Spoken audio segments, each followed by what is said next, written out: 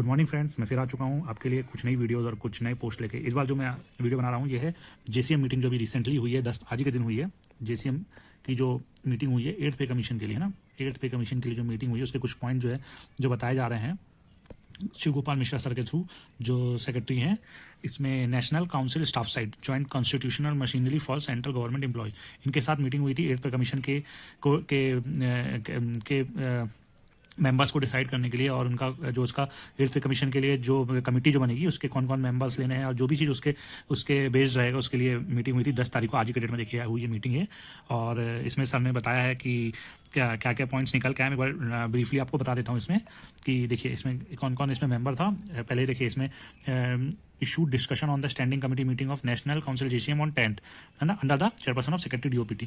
ठीक है, standing committee of national council JCM was held on 10th, 10 तारीख को मीटिंग हुई। आज ही की डेट में मीटिंग अभी खत्म ही हुई है, जस्ट पॉइंट्स आए हुए हैं मेरे पास। इसमें कौन कौन थे? शिव गोपाल मिश्रा सर थे, एम रगावाई, जो सॉरी अगर इस पर गलत बोला हो तो उसके लिए माफ़ी। और ये देख लीजिए, पढ़ लीजिएगा, ये लोग कमेटी में अटेंड किए थे इन लोग ने।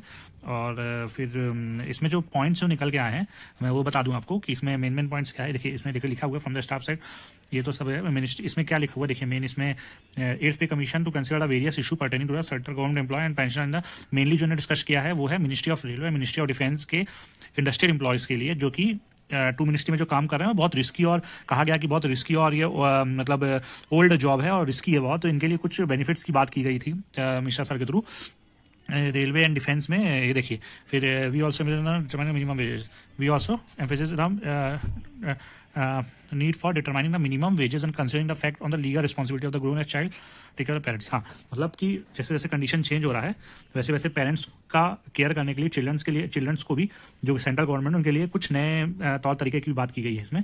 ठीक है, the maintenance welfare of parent, ये देखिए इसमें सीनियर सिटीजन एक्ट की बात की गई है, and hence the family to be considered as a taken as 5 और नॉट 3। मतलब इसमें बोला है कि पहले 3 लोग का जो कंसिडर करते हैं, एंड द फैमिली शुड भी टेकन एज 5 लोग की 5 पर्सनस को अलाउ करने की बात की गई है, ना कि 3। ठीक है, फिर क्या लिखा हुआ है इसमें, so that 8th pay commission के recommend decent and dignified living wages. मतलब वेजेस को ऐसे तय करने का बात किया है कि कोई 5 मेंबर्स जो हैं फैमिली के वो आराम से डिग्निफाइड वे में रह सके। ठीक है, और फिर सबसे मेन जो बात की गई है ये है importance of restoring the non contributory old pension scheme, है ना। ये बोला गया है कि आप इसको, ये बहुत ही इंपॉर्टेंट है कि आप क्योंकि ओपीएस ओल्ड पेंशन स्कीम को लागू करने के लिए बात की, जो कि नॉन कॉन्ट्रीब्यूटरी। आप ओपीएस नाम ना दो या दो, जो भी करना है नॉन कॉन्ट्रीब्यूटरी होना चाहिए। नॉन कॉन्ट्रीब्यूटरी मतलब क्या हो गया कि जो हमारा जो जीपीएफ जो कटता है ना, जीपीएफ जो कटता है वो क्या बोली यूपीएस में सरकार क्या बोली, वो हम ले लेंगे, है ना, और आपको उसके बदले पेंशन देंगे, है ना। और ओल्ड ओपीएस में क्या होता है कि आपको जो आपका जीपीएफ होता है, जो आपका खुद का जो आप डालते हैं पैसा, वो आपको वापस मिल जाता है। तो नॉन कॉन्ट्रीब्यूटरी इसलिए डिमांड कर रहे हैं कि यूपीएस में वो पैसा आपको वापस कुछ नहीं मिलेगा, बस आपको पेंशन मिलेगी, वो भी at the time of retirement. अब अगर आप वीआरएस लेते हैं तो तभी भी आपकी पेंशन कब चालू होगी, 60 ईयर्स के जब हो जाएंगे। तो बहुत बेकार स्कीम है ये यूपीएस, मेरे को तो ठीक नहीं लगी, इसलिए ओपीएस की बात हो रही है कि ओपीएस लगाने की, है ना, और ओपीएस आना चाहिए। इसलिए ओल्ड पेंशन स्कीम का डिमांड चालू है, और ये अगर गॉड चाहेगा तो पक्का मिल जाएगा। तो ये चीज़ की बहुत इंपॉर्टेंट चीज़ है। वी हैव रिक्वेस्टेड, आगे देखते हैं। और देखिए इसमें और क्या लिखा हुआ है, implementation of the same as pensional issues, ये भी बात की गई है, commuted portion of the pension after 12 year and to implement the recommendation of the parliamentary standing committee on enhancing of pension after every 5 years and also the GCS related issue in enhancing FMA to be 3000 per month, है ना। मतलब 12 years के बाद pension का जो contributory जो हमने जो पेंशन के लिए जो पैसा देते हैं उसमें से निकालने का सुविधा मांगी गई है इसमें। ठीक है, we also requested before the constitution 8 meeting में also the pending issues can be discuss and resolve. अब इसमें और बात किया गया है कि मतलब पेंडिंग इशू जो भी चल रहे हैं उसको रिजॉल्व करने के लिए हमको और मीटिंग करवानी है। और इसमें एक और चीज़ GDS of postal department and employ of election commission in term of reference ना, inclusion of GDS of postal, इन सबको भी मतलब लेने की बात हो रही है।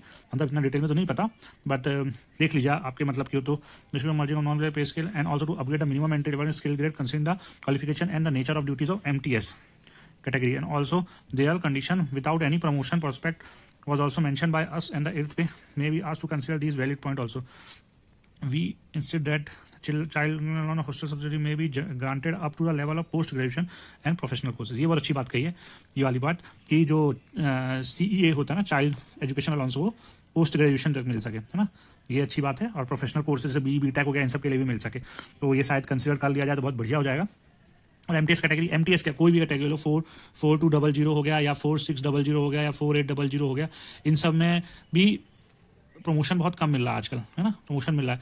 तो सरकार को मैं जो मानता हूँ कि एक ऐसा पे स्केल, ऐसा मतलब मैट्रिक्स तैयार करना चाहिए ना कि जो जिसमें फाइनेंशियल अपग्रेडेशन ऑटोमेटिकली अपना हो जाए, पोस्ट मिले ना मिले फाइनेंशियली अपग्रेडेड हो जाए। ऐसा ना हो कि जो जिसको प्रमोशन मिल रहा है उसका डबल हो जा रहा है बेसिक, और जिनका नहीं हो रहा उनको केवल 3% मिल रहा है। ये चीज़ पे सरकार को सोचना चाहिए कि सबको इक्वली वन नेशन वन आपका जॉब ऐसा करके एक बनाना चाहिए, जिसमें कि इक्वली सबको टाइमली अपना जाए, प्रमोशन हो ना हो, टाइमली फाइनेंशियल अपग्रेडेशन मिल जाए। प्रमोशन हो जाए तो ठीक है, 3% का एक्स्ट्रा इंक्रीमेंट दे दो, बट टाइमली सबको मिल जाए, रुके ना रहे। फिर और इसमें apart from the implementation of risk allowance committee, ये सब रिस्क अलाउंस के लिए बात की गई है कि risk allowance committee recommendation and exemption of running allowance from income tax, ministry of defence not finalized recommendation on risk allowance were also mentioned by us. No, we also requested that an instruction may be issued by deputy on minister pending case indication. ये वाला एक important point है कि we have demanded for merging 50, उन्हें बोला 50% जो है उस 50% जो डीए होने के बाद डीए को और बेसिक को मर्ज कर दिया जाए, and both the employees and pensioners, ये बात की गई है।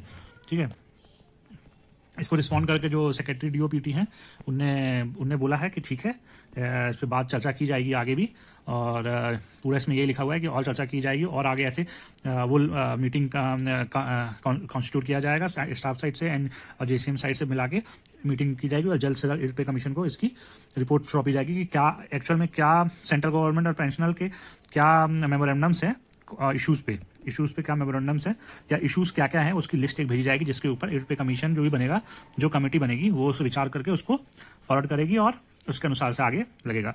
तो आगे ऐसी जो भी खबरें आएंगी उसके बारे में मैं डिटेल में बताता रहूँगा। बाकी मेरे चैनल को सब्सक्राइब करिए ऐसे मोर इन्फॉर्मेशन के लिए।